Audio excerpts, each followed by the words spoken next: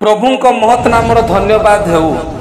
दिन प्रतिदिन पिता परमेश्वरंक पवित्र धर्मशास्त्र वाक्य शुणुथिबा प्रभुंक प्रिय लोक मानंकु प्रभु जीशु ख्रीष्टंक सुमधुर नामरे नमस्कार। आसंतु आजिर प्रतिश्रुति वाक्य पठन करिबा। कारण ईश्वरंक समस्त सृष्ट वस्तु उत्तम पुनि धन्यवाद सह ग्रहण कले कौनसी विषय अग्राह्य नुहे। जेणु ईश्वरंक वाक्य और प्रार्थना द्वारा ता पवित्र करा जाए।